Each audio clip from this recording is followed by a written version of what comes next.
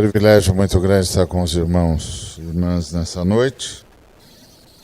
Gostaria de convidá-los e convidá-las para 1 de Pedro, capítulo 1, a partir do versículo 18.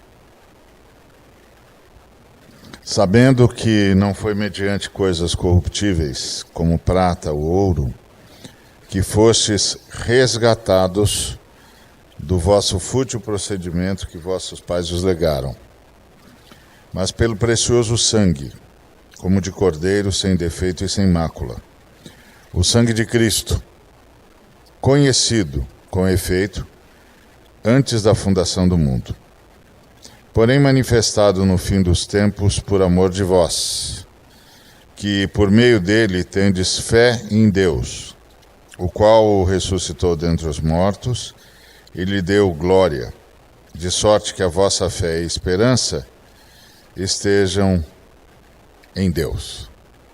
Muito bem,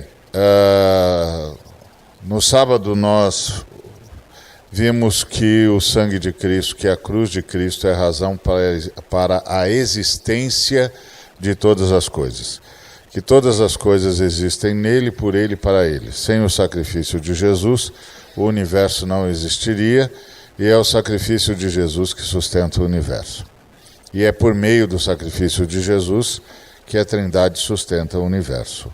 A Trindade não nos carrega na sua santidade, mas no santo sacrifício do Filho.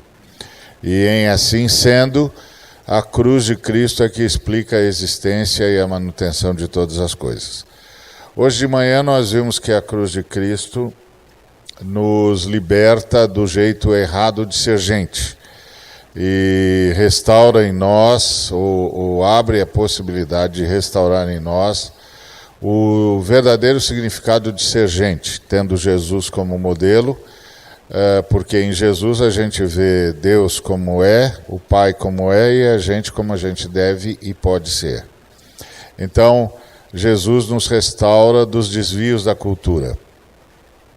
E aí vimos hoje pela manhã que isso significa um trabalho que a cruz opera na nossa mente, de modo que nosso jeito de pensar muda, e nós só passamos a abrigar pensamentos e sentimentos que honrem a Jesus Cristo, que façam a gente ser parecido com Jesus e mais que façam a gente fazer algo que dignifique Jesus, de modo que Jesus seja conhecido pelos nossos atos, seja conhecido pela nossa forma de viver, pela nossa forma de ser, e as pessoas possam ver Cristo entre nós. Eu me lembro de um jovem que mora no Rio de Janeiro,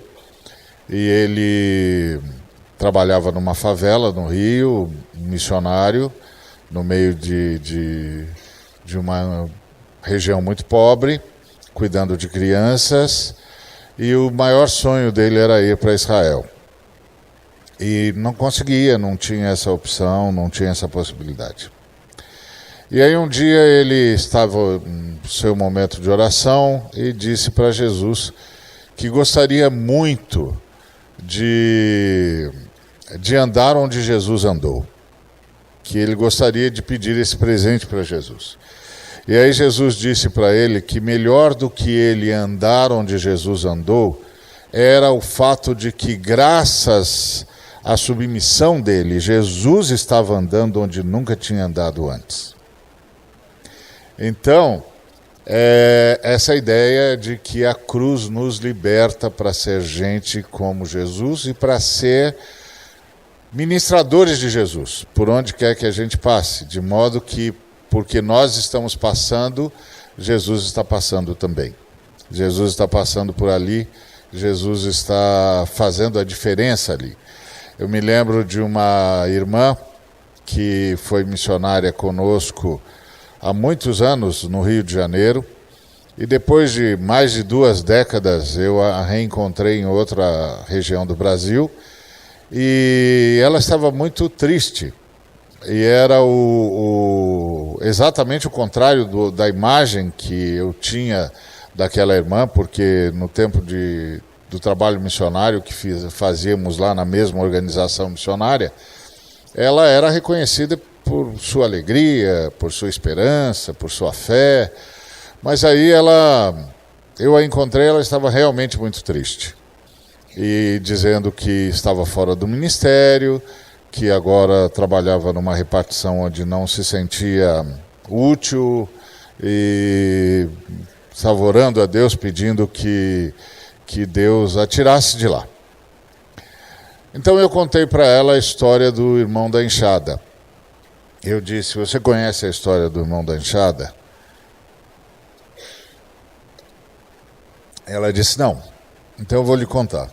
Tinha um irmão nosso que trabalhava na prefeitura cavando buracos, cavando valetas. E no final do expediente, ao invés de limpar a enxada e subir correndo no caminhão, ele apoiava o queixo no cabo da enxada e ficava olhando para a valeta.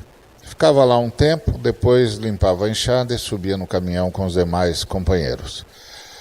Um dia os companheiros o interpelaram dizendo: escuta, a gente não vê a hora de lavar as ferramentas e subir no caminhão e ir embora, e você fica lá com o queixo apoiado no cabo da enxada, olhando para a valeta, por que você faz isso? E aí ele disse: não, eu não fico olhando para a valeta, não, eu fico falando com Deus. Aí os colegas disseram: e o que é que você fica falando com Deus? Ele disse: olha, eu falo para Deus assim: Senhor, o senhor está vendo essa valeta? Pode ter igual, melhor não tem não. Porque eu fiz para o senhor. Eu fiz essa valeta para o senhor. Eu fiz o melhor que podia ser feito. Da melhor forma que ela podia ser feita. Para o senhor receber como um presente meu. Para o senhor saber que eu sei que só estou aqui por causa da tua força. E que só posso fazer o que faço por causa da tua força. E amanhã os meninos virão aqui passar os canos. Quando eles chegarem aqui, eles vão dizer: essa daqui está perfeita. Quando eles disserem isso, eu quero que o senhor receba isso como um elogio para o senhor. Que eu fiz para isso. Para que eles saibam que passou por aqui um filho seu. E que quando um filho seu passa, as marcas da tua presença aparecem de um jeito ou de outro. Aí eu contei a história para ela e disse: irmã, pensa nisso. E fui embora. 8 meses mais tarde eu voltei para o mesmo local, reencontrei a irmã e agora ela estava muito feliz, muito alegre, como a gente se lembrava dela nos tempos da missão. E eu disse: puxa, irmã, que bom, estou vendo que a irmã está feliz, contente, Deus atendeu suas orações, Jesus a remanejou. Aí ela disse: não, eu resolvi fazer como o irmão lá da valeta, o irmão da enxada. É mesmo? Eu decidi que ia ser a funcionária que Jesus seria se estivesse no meu lugar. Queria tratar as pessoas como se estivesse tratando Jesus e que ia tratá-las como Jesus as trataria. Queria trabalhar como se fosse Jesus e queria fazer com a qualidade com que Jesus faria. E pedi ajuda para Jesus e comecei. Eu falei: puxa, que ótimo, e daí? Ele falou: bom, daí, em primeiro lugar, me tornei a melhor funcionária, é óbvio, né? E depois disso, as pessoas começaram a perguntar o que tinha acontecido comigo. E aí eu disse: virei crente. Aí os colegas de trabalho disseram: não, mas a gente sempre conheceu você como crente. Aí ela dizia: não, eu sempre fui à igreja, mas a reunião da igreja, mas agora eu sou crente. Agora eu acredito que estou aqui para manifestar Deus. E eu falei, puxa, extraordinário, irmã, parabéns, e daí? Ela falou, daí já preparei 10 pessoas para o batismo, estou preparando mais 5. Eu falei, por quê? Porque eles começaram a perguntar como é que fazia para ser igual a mim. Eu falei, isso aí é covardia, né, irmã? Porque se eles sem perguntarem a gente já fala, perguntando então... Ela falou, pois é. Falei, que bom, irmã. A irmã voltou para o ministério antes do que pensava. Então, a cruz de Jesus nos liberta para sermos gente do jeito certo. E gente do jeito certo é gente que expressa Jesus em tudo que faz.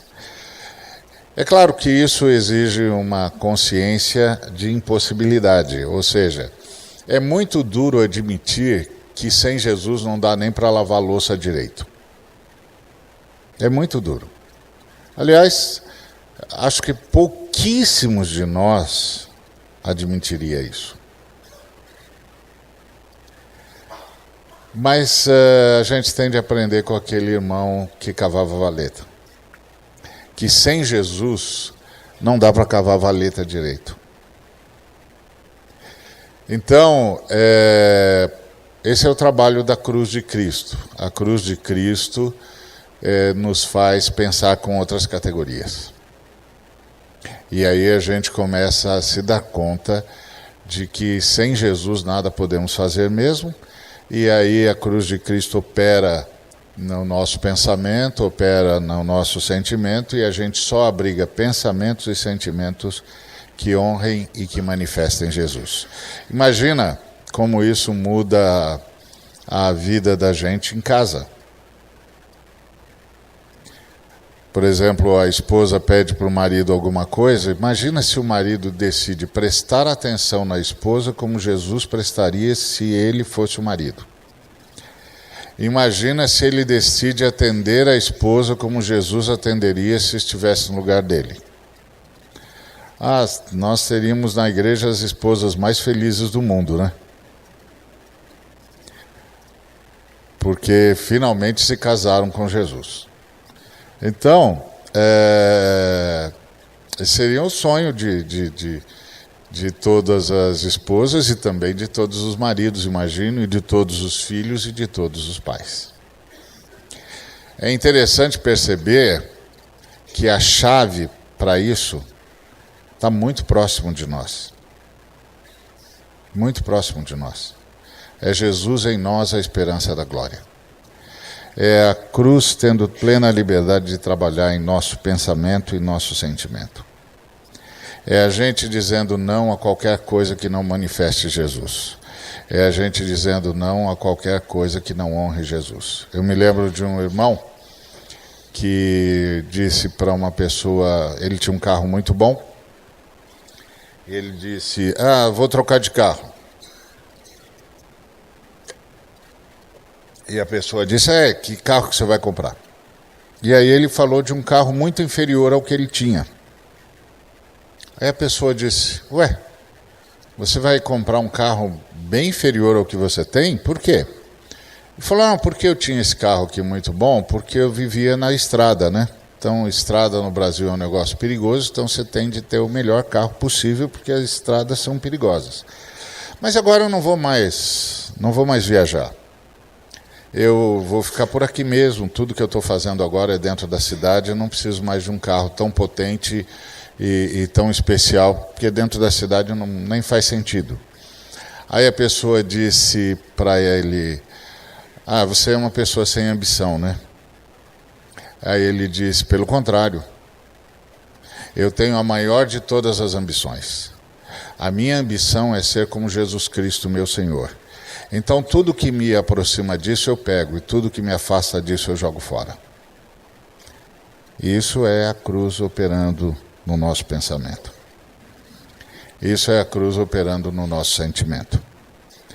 Então, a cruz é a razão da existência de todas as coisas, sustenta a existência de todas as coisas, a cruz nos liberta para sermos gente do jeito certo, E hoje eu queria conversar com os irmãos sobre como a cruz nos liberta para ser humanidade do jeito certo.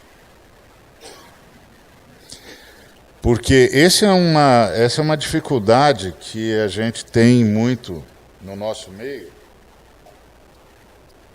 que é o fato de que nós somos muito espiritualmente individualistas, né? Nós temos muitos irmãos, nós somos muito tentados a transformar tudo em competição, né? Quem é o mais espiritual entre nós, essas coisas assim, que não faz o menor sentido, né? Não faz o menor sentido, porque o mundo pensado por Jesus Cristo é um mundo muito curioso. No mundo pensado por Jesus Cristo, a gente primeiro constrói rampa, depois pensa se vai construir escada.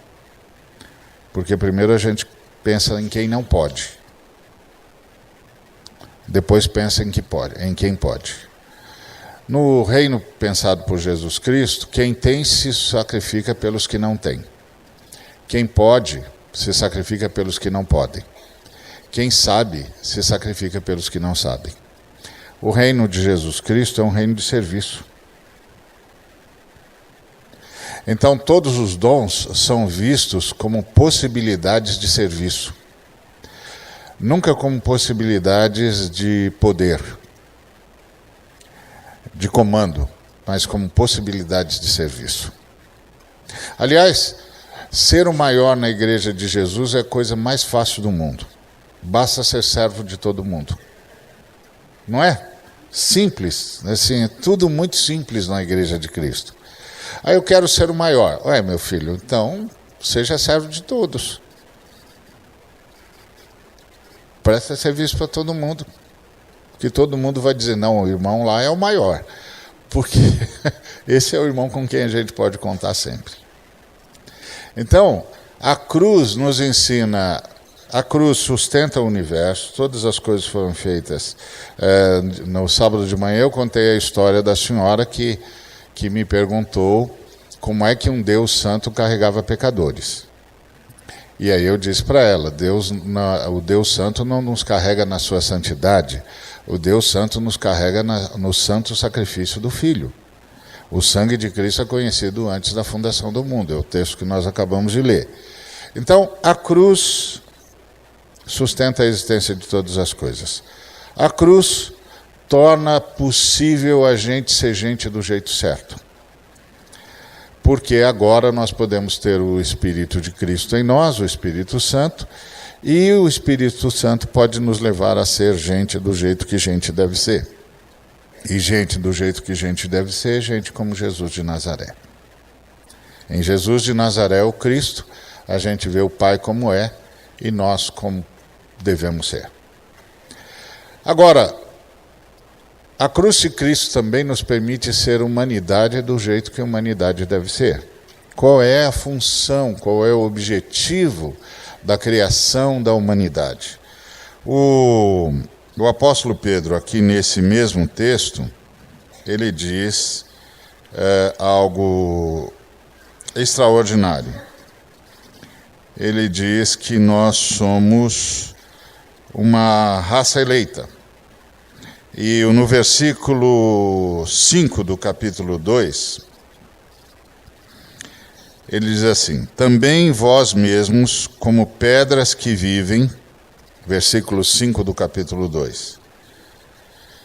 Também vós mesmos, como pedras que vivem, sois edificados casa espiritual, para serdes sacerdócio santo, a fim de oferecerdes sacrifícios espirituais agradáveis a Deus por intermédio de Jesus Cristo. Então, qual é o objetivo da existência da humanidade? O objetivo da existência da humanidade é ser casa espiritual de Deus. O objetivo da existência da humanidade é ser casa espiritual de Deus. É para isso que Deus criou a humanidade. Para oferecer sacrifícios espirituais agradáveis a Deus por intermédio de Jesus Cristo. E ele, então, o Pedro nos diz que no versículo 9 do capítulo 2, ele diz assim: vós, porém, sois raça eleita, sacerdócio real, nação santa, povo de propriedade exclusiva de Deus, a fim de proclamardes as virtudes daquele que vos chamou das trevas para a sua maravilhosa luz. Então, qual é o outro ministério da cruz? A cruz sustenta a existência de todas as coisas, a cruz trabalha pessoalmente em cada um de nós, para que cada um de nós possa ser gente do jeito que gente deve ser, e a cruz trabalha em nós para que nós possamos ser humanidade do jeito que a humanidade deve ser. E a humanidade deve ser casa espiritual de Deus. Portanto, a igreja é a retomada da humanidade. A igreja é a retomada da humanidade.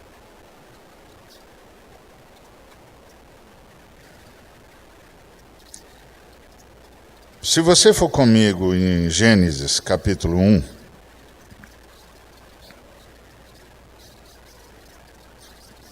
ou melhor, vou direto no texto do capítulo 5, Gênesis capítulo 5.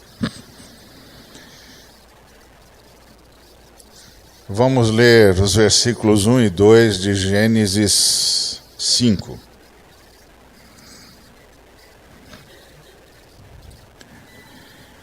Este é o livro da genealogia de Adão. Versículo 1 do capítulo 5. Este é o livro da genealogia de Adão. No dia em que Deus criou o homem, à semelhança de Deus o fez. No dia em que Deus criou o homem, à semelhança de Deus o fez. Homem e mulher os criou, e os abençoou, e lhes chamou pelo nome de Adão, no dia em que foram criados. Homem e mulher os criou, e os abençoou, e lhes chamou pelo nome de Adão, no dia em que foram criados. Qual é o nome do homem aqui em Gênesis capítulo 5, versículo 1 e 2? O nome do homem é Adão.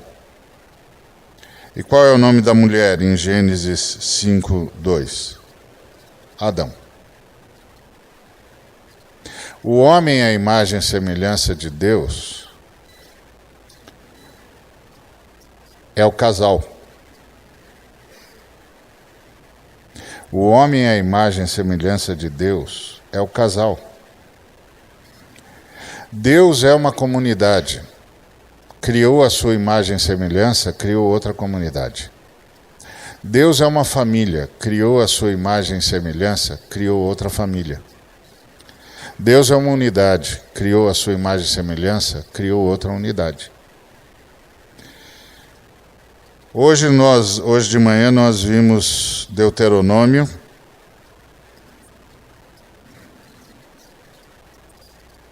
6.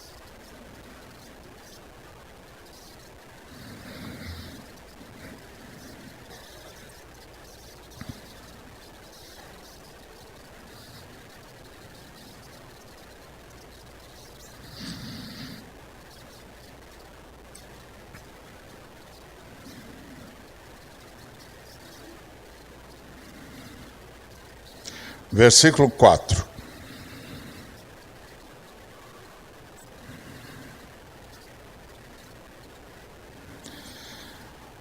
Deuteronômio 6, versículo 4 diz assim: Ouve, Israel, o Senhor nosso Deus é o único Senhor. A palavra que é traduzida por único nesse texto é a palavra errad. Na língua hebraica tem duas palavras para dizer um. Acho que só tem isso na língua hebraica. A palavra yahid e a palavra errad. Qualquer tradutor, em qualquer língua, quando encontra a palavra Yahid, traduz por um, por uma, por unidade, por único, por única, dependendo do contexto. Mas se ele encontrar a palavra Ehad, ele traduz por um, por uma, por unidade, por único, por única, dependendo do contexto. Qual a diferença entre as duas palavras? Que em todas as outras línguas são traduzidas por um, uma, único, única ou unidade. A diferença é a seguinte: se você fosse numa loja, num supermercado, e você fosse pedir um copo desse aqui, e você fosse usar a língua hebraica, para pedir um copo você diria Yahid. Você ia dizer, eu quero um copo. Para de um copo, você ia usar a palavra Yahid. Por quê? Porque isso aqui é uma peça única. Certo? Mas se você fosse na mercearia, aqui chama mercearia também? É? Porque todo lugar que eu vou no Brasil tem nome diferente para tudo. Impressionante. Por isso que tem mais de 400 mil verbetes na nossa língua, né? Porque em cada lugar os caras dão um nome diferente para a mesma coisa. Né? Então você vai na mercearia e você pede um cacho de uvas. Se você chegar na mercearia e pedir um cacho de uvas e você for usar a língua hebraica, para de um cacho de uvas, você vai usar a palavra Ehad. Por que você vai usar Ehad e não Yahid? Porque um cacho de uvas é um conjunto único, distinto e só reconhecível como tal. O talo vazio não é um cacho de uvas. As uvas no prato não são um cacho de uvas. O cacho de uvas é aquele conjunto único, distinto e só reconhecível como tal. Quando eu digo para você um cacho de uvas, todo mundo pensa na mesma coisa. Todo mundo pensa na mesma coisa. Um cacho de uvas. Ok, eu sei o que você está falando. Pois então, a Bíblia diz, ouve Israel, o Senhor nosso Deus é Ehad. O Senhor nosso Deus é um conjunto único, distinto e só reconhecível como tal. Por isso é trindade. É um cacho de uvas com 3 uvas. Se você pegar a uva Espírito Santo, o cacho vem junto. Deus vem junto. Deus, Pai, Filho, cacho vem junto. Se você pegar a uva Pai, como essas 3 uvas são inseparáveis e indestacáveis, se você pegar a uva Pai, a uva Filho e a uva Espírito Santo vem junto.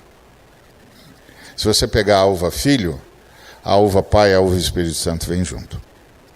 É um conjunto único, distinto e só reconhecível como tal. Por isso não são 3 deuses. É um Deus só. 3 pessoas, um Deus só. 3 uvas, um cacho só. Certo?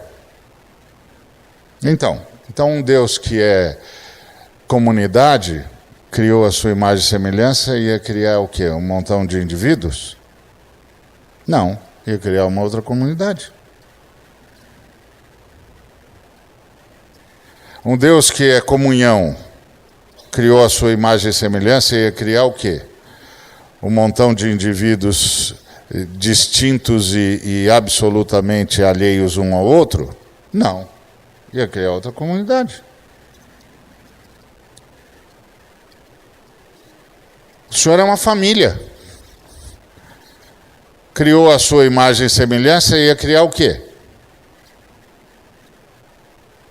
Outra família.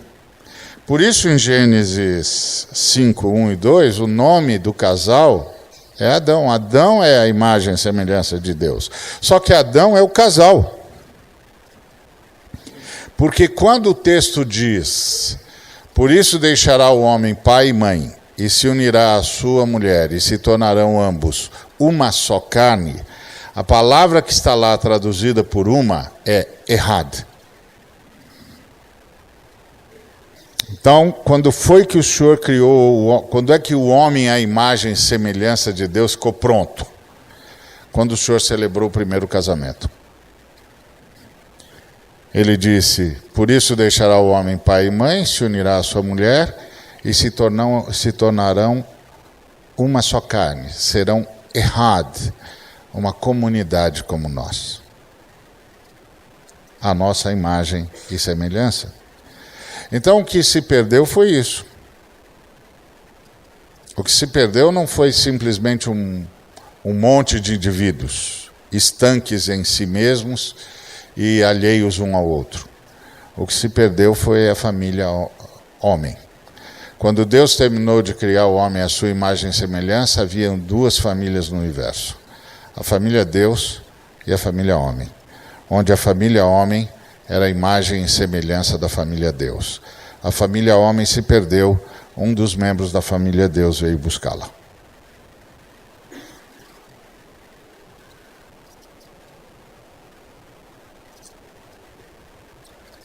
Então a cruz é para restaurar a noção de humanidade.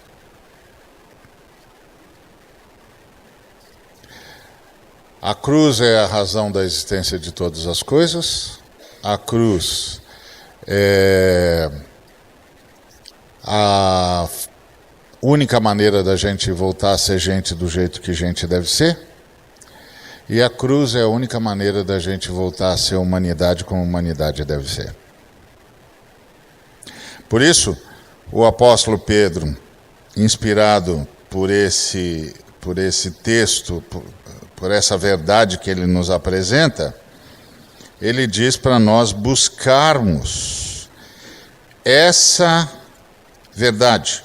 Ele diz, no versículo 18, ele começa dizendo assim, sabendo que não foi mediante coisas corruptíveis como prata ou ouro, que fostes resgatados do vosso fútil procedimento que vossos pais vos legaram, mas pelo precioso sangue, como de cordeiro, sem defeito e sem mácula, o sangue de Cristo, conhecido com efeito, portanto, conhecido e efetivo, antes da fundação do mundo, porém manifestado no fim dos tempos por amor de vós.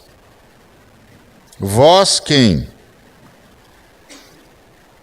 Vós que, por meio dele, tendes fé em Deus, o qual ressuscitou dentre os mortos, o qual o ressuscitou dentre os mortos, e lhe deu glória, de sorte que a vossa esperança, vossa fé e esperança estejam em Deus, tendo purificado a vossa alma pela obediência à verdade, tendo em vista o amor fraternal não fingido, amai-vos de coração uns aos outros, ardentemente. Então, vocês foram resgatados pela cruz e pela ressurreição para voltarem a se amar.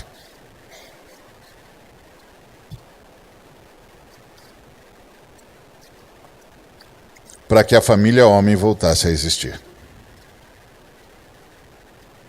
E quando a família homem voltar a existir, o santuário de Deus reaparece. Porque um Deus vivo mora numa casa viva, né? Deus vivo não pode morar numa casa construída de pedra e barro. Um Deus vivo mora numa casa viva. A casa viva é a humanidade. O Senhor está restaurando a humanidade. Restaurar a humanidade não significa restaurar todos os membros da humanidade. Porque é como você chegar para o sujeito da sustentação do meio ambiente e ele dizer para você assim, salvamos da extinção o mico-leão dourado. Aí você diz, por quê? Ah, porque conseguimos resgatar 5 casais.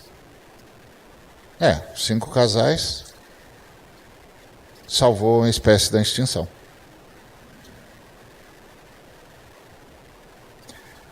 A retomada da humanidade não significa nem de longe universalismo,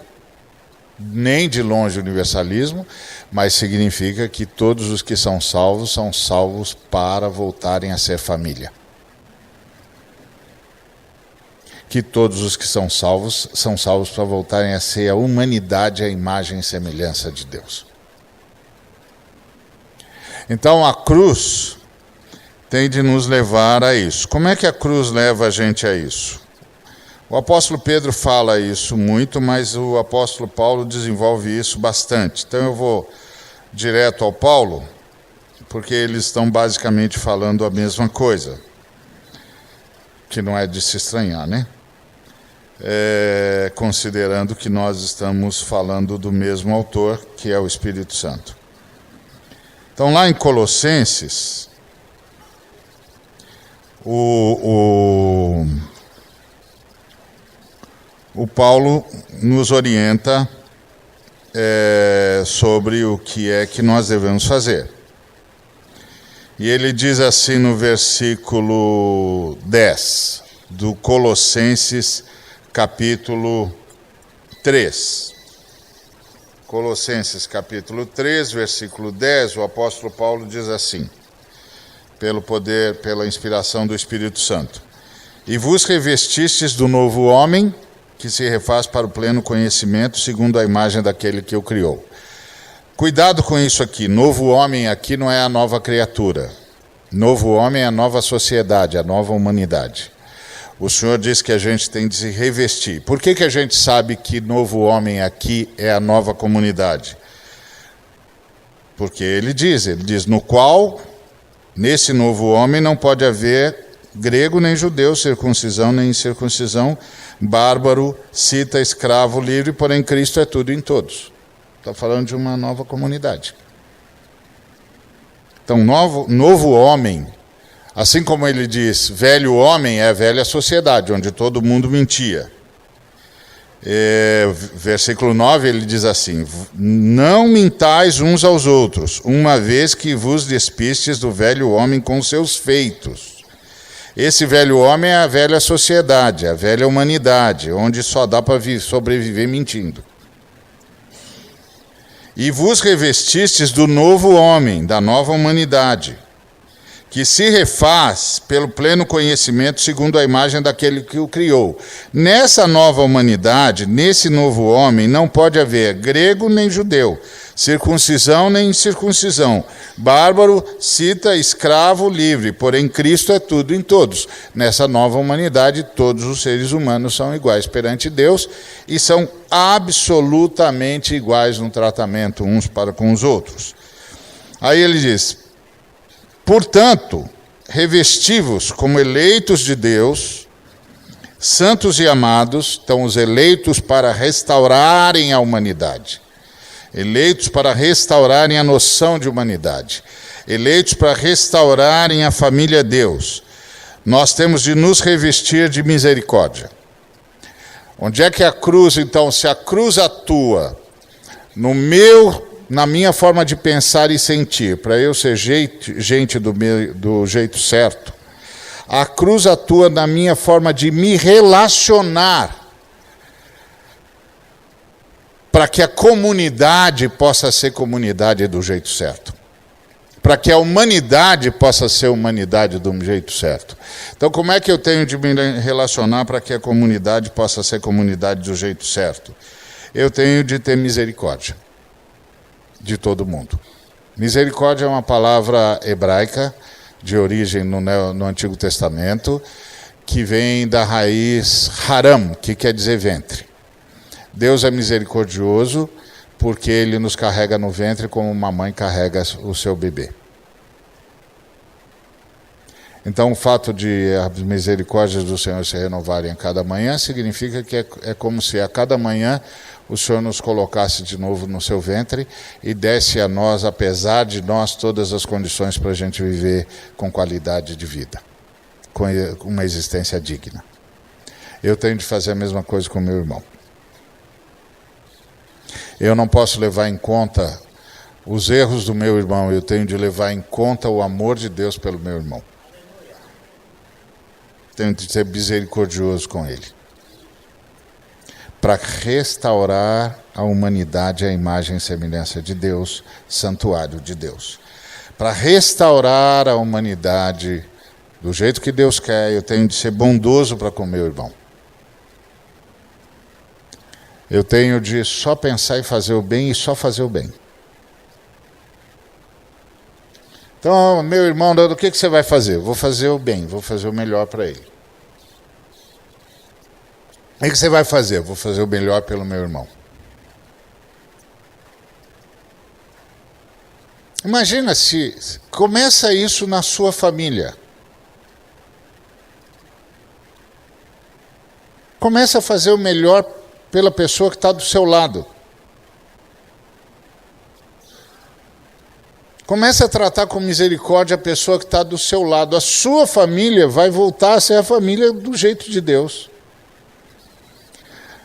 Se você estender isso para a comunidade vai começar a ser a comunidade do jeito de Deus.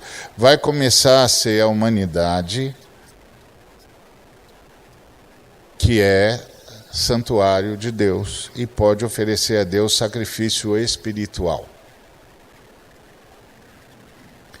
Louvor a partir do sacrifício de Cristo no dia a dia. Eu tenho de me revestir de humildade. A humildade é essencial, porque a humildade é a única maneira de sustentar a igualdade. Você sabe quando o mundo entrou na igreja? Quando as pessoas começam a fazer segregação entre as pessoas. O irmão mais culto, o irmão menos culto, o irmão branco, o irmão negro, o irmão de origem rica, o irmão de origem pobre, o irmão que pode, o irmão que não pode. Quando você começa a perceber esse tipo de coisa, a comunidade do Senhor Jesus virou uma comunidade mundana como qualquer outra. E as pessoas passam a disputar entre si quem pode mais, quem ostenta mais e quem tem mais. Isso é igual ao mundo, tudo que está no inferno aí é desse jeito. Essas coisas do inferno. O inferno é assim.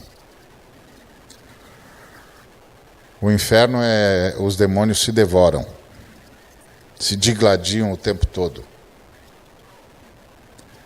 Não tem essa harmonia no inferno como alguns tentam vender, não. O inferno é uma loucura. O inferno é o inferno. Não é? Quando tudo está... Ninguém se entende, todo mundo está se matando, todo mundo está se atacando mutuamente. O que você diz? Isso aqui é o inferno. Então, o inferno é assim mesmo. Exatamente isso. É lá também do mesmo jeito. Eles estão só tentando se reproduzir nos seus relacionamentos. Então, eu tenho de ser misericordioso, bondoso e humilde. Todos nós dependemos de Jesus. E assim, eu me vejo não como um sujeito que tem mais, mas um sujeito que foi chamado para um outro tipo de serviço e vou prestar o serviço. Ponto. Sabe como o Império Romano foi solapado? Imagina que você é um nobre romano. E aí você está mal, está triste, está acabrunhado, nada dá certo, você não consegue dormir. E você tem um montão de escravos. Você é um nobre romano, você tem um montão de escravos. Aí um dos seus escravos chega para você e diz assim: tenho notado que o senhor não dorme direito, o senhor não passa os dias bem, a situação está difícil. Aí você diz: está muito difícil, eu já ofertei para todos os deuses, mas não consigo me livrar disso. Aí o seu escravo diz assim: será que eu posso orar pelo senhor? Você vai orar para quem? Vou orar para Jesus Cristo. Ah, esse novo Deus aí, né? Aí o escravo não diz nada e diz assim: posso orar? Bom, você está que não aguenta mais, tudo está dando errado, não consegue dormir, a vida está difícil. Você ora, por favor, ora. Aí ora. Na noite você dorme. Depois de meses. Você acorda de manhã e diz, esse seu Deus é extraordinário, hein? Eu dormi, estou revigorado, aconteceu alguma coisa. Aí o seu escravo diz assim, vem comigo na nossa reunião, tem muitos dos seus escravos que são da Igreja de Jesus, como eu, e a igreja vai se reunir hoje à noite. A gente vai se reunir no lugar tal, vem com a gente. Eu vou. Você está acostumado com um montão de Deus, mais um. Aí você chega lá. Você chega lá, ouve a palavra e se converte. Entrega a vida para Jesus. E aí você descobre duas coisas. Primeiro, que só Jesus Cristo é Deus. E segundo, que o seu escravo é o presbítero da sua igreja.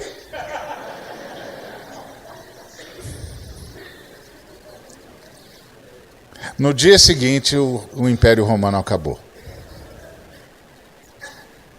Quando você acorda no dia seguinte, o Império Romano acabou. O sistema romano ruiu. Você não vai se dirigir mais àquele homem como um escravo. É o presbítero da minha igreja, é meu irmão. Aí os outros nobres romanos vêm visitar você e começam a dizer, o que está vendo aqui na sua casa? Você diz, não está vendo nada. Está vendo sim, os seus escravos andam aqui como se a casa fosse deles. Aí você diz, mas é. Como é? Não, eu vi você prestando reverência a um escravo. Ele disse, meu presbítero. O quê? Meu presbítero. Eu fui lá e disse, meu irmão, graça e paz, ore por mim. Você está brincando comigo? Aí você diz, não estou. Eu não estou, agora eu sou da igreja. E isso tudo agora é da igreja. Foi isso que aconteceu com a igreja primitiva. Agora eu sou da igreja. E isso tudo é da igreja. Eu não sou mais meu. Eu não tenho mais nada. E esses homens e mulheres são meus irmãos. Ressurgiu a humanidade à imagem e semelhança de Deus. Foi isso que assustou o Império Romano. O que assustou o Império Romano não foi o fato de que tem um povo que tem um outro Deus. Isso tem um montão, meu amigo, tem um montão aqui. Não. Tem um povo que só reconhece um Deus e por causa desse Deus transtornou o Império Romano. Foi a acusação que fizeram por Jason. Aqueles que têm transtornado o mundo chegaram até nós. Eles dizem que há um outro rei e que o nome dele é Jesus. Isso, meu amigo, é o maior testemunho da loucura da invasão cristã no Império Romano, na cabeça dos romanos, é óbvio. Então, a cruz veio para que eu seja gente do jeito certo e para que a humanidade seja a humanidade do jeito certo. Então, quando eu me torno gente do jeito certo, eu passo a colaborar para que a humanidade seja a humanidade do jeito certo. E a nova humanidade é a igreja. Me lembro de um menino, um jovem da comunidade, que chegou na casa de uma senhora viúva com a sua esposa, seus filhos, foi lá visitar a irmã. Aí visitou, a irmã os recebeu muito bem, deu uma janta muito simples para eles, mas com muito carinho, com muito amor. Aí quando terminou, no meio da conversa, o jovem disse assim para a irmã, Puxa, irmã, suas paredes aqui precisam de pintura, hein? Ela falou, meu filho, precisam mesmo, mas sabe como é que é, né? Fica só na vontade. Esse teto aqui, irmã, precisa mudar esse teto aqui. A irmã já deve estar com um problema de goteira aí, não está não? Ela falou, tô. E essa porta, irmã? Irmã, por favor, essa porta está muito ruim. Mas essa porta aí, irmã, não tranca porta nenhuma, irmã. Seu muro, irmã, precisa resolver esse problema do seu muro. Esse portão, irmã, esse portão da irmã não fecha. Ela falou, pois é, meu irmão, mas eu não posso fazer nada disso. Ele falou, mas eu posso. Eu vou fazer. Eu não posso viver do jeito que eu vivo enquanto a senhora vive desse jeito. Eu posso. A senhora faz o seguinte, a senhora escolhe a cor que a senhora quer, escolhe que tipo de porta que a senhora quer aqui, eu vou mandar vir trocar o seu telhado, e deixa eu ver, o que mais que nós vamos fazer aqui? Vamos arrumar o seu banheiro também, vamos botar a sua casa do jeito que a senhora merece. Aí ela disse, não, meu filho, não precisa não. Ele falou, precisa, irmã. Eu não viveria assim. E se eu não viveria assim, a irmã também não vai viver.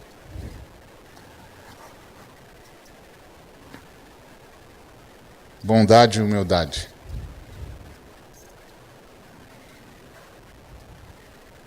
Humildade. A irmã é igual a mim. Nós somos irmãos. Eu não posso estar vivendo assim enquanto a irmã está desse jeito. Foi assim que o Império Romano caiu.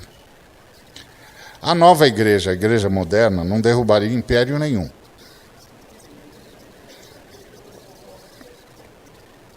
Porque a nossa igreja está dentro do mercado do império. Nós estamos vivendo no mercado do império. Nós e o império nos damos muito bem. Os cristãos primitivos é que não se davam bem com o império. Mas a revolução deles não era armada. Era amada. Eles estavam fazendo uma revolução amada. A revolução pelo amor. Bondade, humildade e mansidão. Humildade me faz ver que nós todos somos iguais. Mansidão é o privilégio de repartir-vos. A gente pensa que o manso é o sujeito que não liga. Não é verdade, porque mansidão é qualidade de líder. Moisés foi o maior líder de todos os líderes políticos da história. Ele pegou um bando de escravos numa ponta e entregou uma nação na outra. Ele pegou um pessoal ágrafo de um lado e entregou com 5 livros do outro. Ele pegou um pessoal que não sabia nada de Deus e entregou do outro lado um povo que sabia tudo sobre Deus e tudo sobre o que tinha acontecido com a humanidade. Aliás, o único que sabia tudo o que tinha acontecido com a humanidade.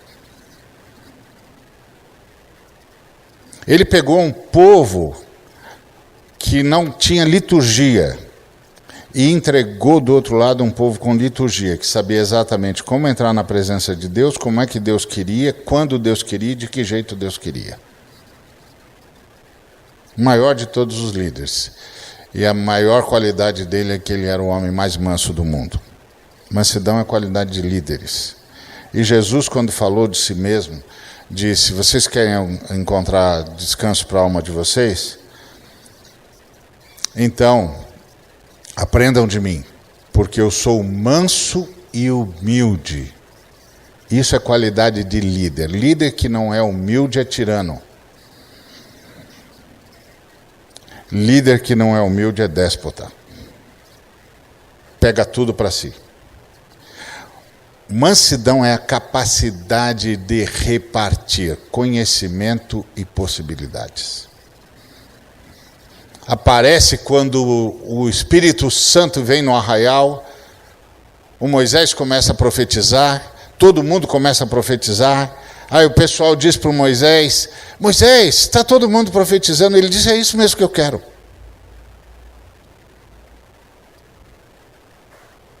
É isso mesmo que eu quero. E como é que podia ser líder sem humildade diante de Deus, se a primeira coisa que Deus fez depois que elegeu Moisés foi tirar o poder dele? Aí você diz, imagina, Ari, quando foi que Deus fez isso? Lá no Sinai, deu um montão de lei para ele, mandou ele voltar com a lei. A partir dali, qualquer criança no arraial podia levantar a mão e dizer, ô seu Moisés, o senhor não pode fazer isso não, a lei diz que o senhor não pode não. Tirou o poder do homem, botou o homem como líder e disse, bom, agora meu filho, vem aqui, vamos passar 40 dias juntos e eu vou tirar o poder de você. Como? Vou dar uma lei. Você também vai se submeter a ela. Não, mas senhor, a gente nem tem estado, nem tem terra. O senhor já vai dar lei? Exato, vamos começar direitinho. Primeiro a lei, você já se submete, todo mundo se submete, quebra serviço de todo mundo, não tem mais senhor disso, senhor daquilo, todo mundo igual, entendeu? Aqui Deus só tem espaço para um, meu filho. Já está ocupado. Então é o seguinte, a partir de amanhã, quando você descer lá, qualquer jovenzinho, senhor, senhora, criança, não requer prática nem habilidade, vai poder dizer, seu Moisés, não pode não, pode não. A lei de Deus diz que o senhor não pode não, a lei de Yahvé diz que o senhor não pode não. Não, mas eu sou Moisés. Moisés, mas Yahvé é Deus, não pode, não pode. Não pode, Yahvé diz que não pode, não pode. E o Moisés tem que dizer, não pode, tá certo. Humildade. Humildade. Que, aliás, é o que Deus mais tem, não é? Porque a Bíblia diz que Deus se humilhou. Não diz isso? Tem de vós o mesmo sentimento de que houve em Cristo Jesus, que sendo Deus não julgou por usurpação ser igual a Deus, mas a si mesmo se esvaziou e assumiu a forma de servo, e sendo achado em figura humana, a si mesmo se humilhou. Deus se humilhou, por que eu não posso me humilhar? Por que eu não posso reconhecer a minha humilhação? Por que eu não posso reconhecer a minha humildade? Deus se humilhou. E foi obediente até a morte e morte de cruz.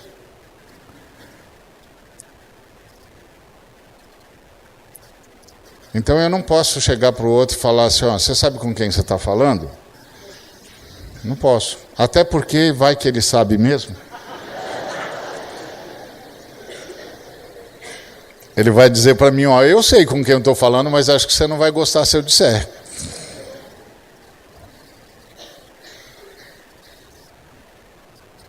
Esse é o ponto.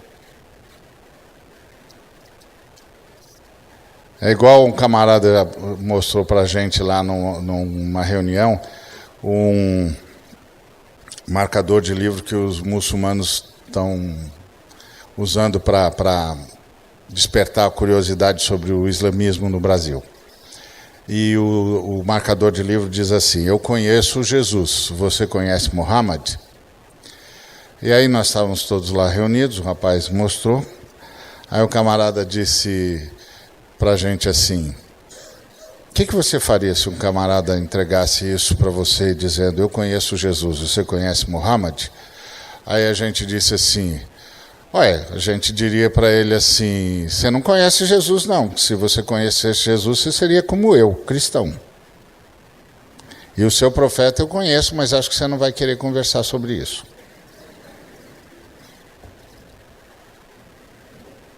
Mas se você conhecesse Jesus, você seria cristão, como eu. Então você não conhece. Vamos começar pela base, você não conhece. Agora, o seu profeta eu conheço, mas é melhor a gente não falar disso, para outro assunto. Até porque a índole brasileira não ficar discutindo muito, não, vamos jogar futebol, tá bom.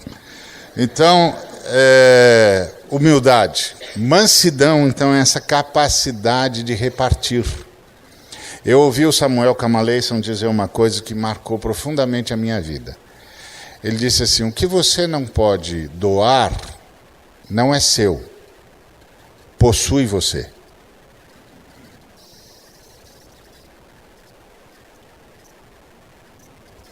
Porque se é seu, você pode doar. Se você não pode doar, é porque você que é dele. Seja isso o que for. A cruz veio para libertar a gente. A gente não é para ser posse de mais nada, nem de mais ninguém, a não ser de Jesus Cristo. E aí a gente se reveste de longanimidade. Longanimidade é suportar o sofrimento proveniente da imaturidade do outro. Não é qualquer sofrimento, é o sofrimento proveniente da imaturidade do outro. E a gente tem de, se a gente quiser que a humanidade, a imagem de Deus reapareça, a gente tem que ter essa longanimidade, porque todo mundo vai passar por isso. Suportai-vos uns aos outros seja a base do seu irmão, como os 4 amigos que levaram o paralítico na presença de Jesus. Seja o suporte do seu irmão. E perdoai-vos mutuamente. Só vai, toda comunhão, todo relacionamento, por princípio, começa com amor. Mas só se sustenta com perdão. O camarada estava fazendo uma enquete sobre casamentos e perguntando, tal, as pessoas falando. Aí ele viu um casal de idosos na janela da casinha deles vendo a atividade do repórter. Aí ele se aproximou do casal e perguntou há quanto tempo eles estavam casados e o casal disse 40 anos. Aí o repórter ficou admirado e disse: puxa, vocês devem ter se amado muito. E eles responderam: de fato a gente sempre se amou do mesmo jeito, mas se perdoou muito.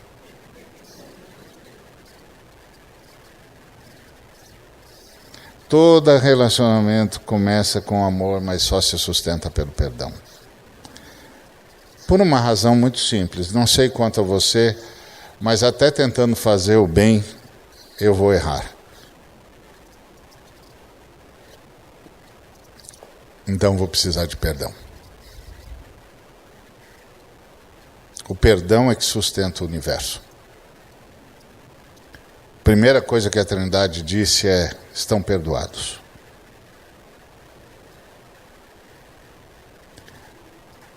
Ouvi sobre um homem no Uruguai, um homem que foi candidato ao Nobel de Medicina, que foi revolucionário no Uruguai, foi do movimento Tupac Amaru, que atuou no Uruguai muito tempo. E ele estava no 2º ano de medicina, quando entrou no movimento revolucionário, foi preso, ficou 9 anos preso. Mas ficou 9 anos preso na solitária. Depois de 9 anos preso na solitária, ele foi liberto e foi embora para a Suécia. Chegou na Suécia, foi estudar medicina de novo, se formou e não tinha mais idade para a clínica, foi se dedicar à ciência. E ele se tornou um dos grandes pesquisadores na área do Alzheimer e trouxe muitas contribuições para a cura do Alzheimer. Por isso foi candidato, foi um dos indicados ao Nobel de Medicina. Virou um grande herói no Uruguai. Aí decidiu voltar para o Uruguai, voltar da Suécia para o Uruguai, para criar no Uruguai um centro de pesquisas médicas que vai ser referência na América Latina. Aí, o repórter então estava celebrando, né, um uruguaio candidato a indicado ao Nobel de Medicina e que está voltando para fazer um trabalho extraordinário dessa natureza e tal, aí perguntando para ele, perguntando da história dele quando estava preso. E aí o repórter disse assim: o senhor não ficou com medo de ficar louco lá na prisão? 9 anos na solitária? Ele disse: eu tive surtos. Eu tive surtos de loucura. E aí eu me dei conta que eu precisava me defender daquilo. Eu precisava me manter lúcido. E aí o repórter disse: como foi que o senhor se manteve lúcido? Ele falou: eu me lembrei de uma história que meus avós me contavam. Você sabe que o índice de ateísmo no Uruguai é o maior do mundo, né? Tem um bocado de gente lá que se declara ateu. E eu lembrei uma história que eu aprendi quando era criança. É mesmo? Qual? Que Jesus de Nazaré na cruz disse: Pai, perdoa-os, porque eles não sabem o que fazem. E eu disse: a única forma de eu me manter lúcido é se eu fizer como Jesus de Nazaré. Perdoar essa gente, porque eles não sabem o que fazem.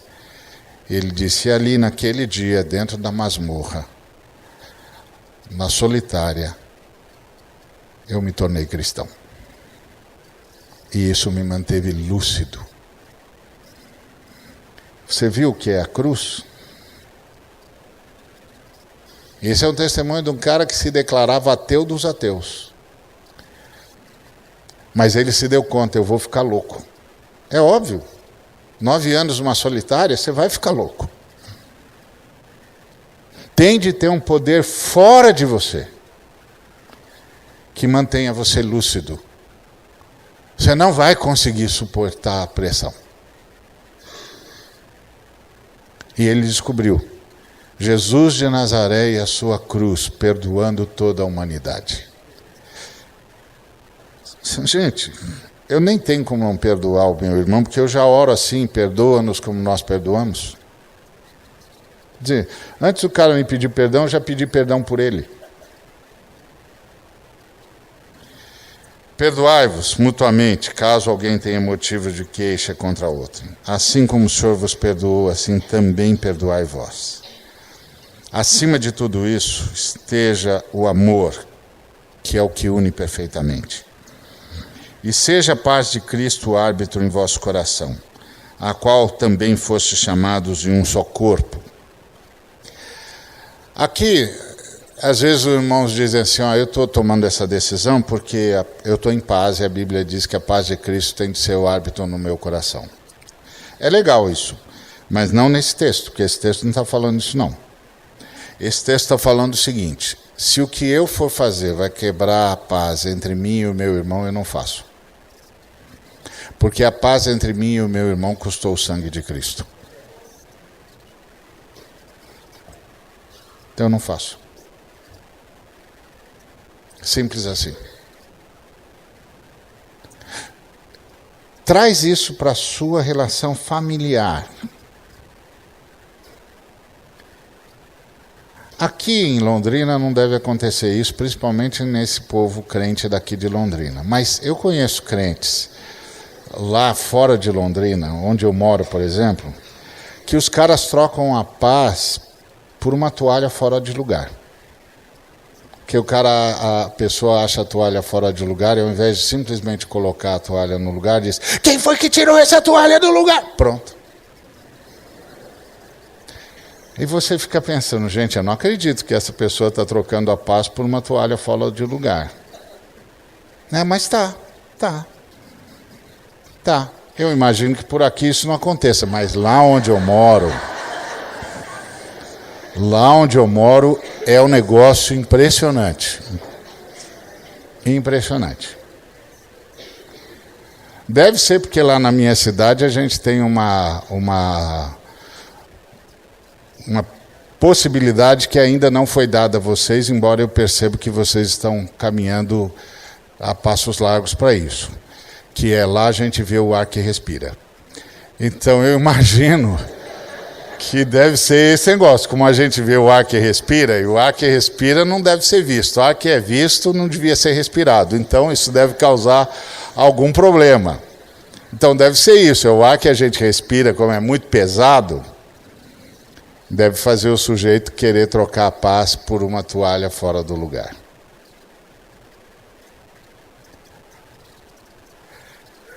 Perdoai-vos. Acima de tudo esteja o amor. E deixa a paz de Cristo arbitrar no seu coração, habite ricamente em vós a palavra de Cristo. Instruí-vos, aconselhai-vos em toda sabedoria, louvando a Deus com salmos e hinos e cânticos espirituais, com gratidão em vosso coração. O que isso vai gerar? A humanidade renascida da cruz. Qual a vocação da humanidade? Ser o santuário de Deus. O que é a igreja? A retomada da humanidade.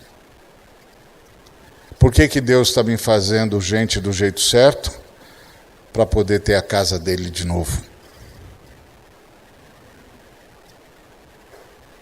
Não é só para me abençoar, mas para me transformar numa bênção para todas as pessoas, para que a família homem volte a aparecer. E quando a família homem voltar a aparecer, a família Deus tem um santuário no universo. Então, isso que eu queria falar sobre a cruz. A cruz é que garante a existência de todas as coisas. A cruz é que nos permite ser gente do jeito certo. A cruz é que nos permite ser humanidade do jeito certo. Porque a cruz libera o poder da ressurreição. Que Deus nos abençoe. A mensagem que você acabou de assistir faz parte do Ministério de Comunicação Palavra da Cruz. Temos um grande acervo de estudos bíblicos em áudio e vídeo. Distribuímos também gratuitamente o jornal mensal Palavra da Cruz. Entre em contato conosco pelo fone 0 operadora 43 3372 8900 ou pelo e-mail livraria@piblondrina.com.br. Visite-nos pelo site www.livrariapiblondrina.com.br ou acesse www.piblondrina.com.br. Graça e paz.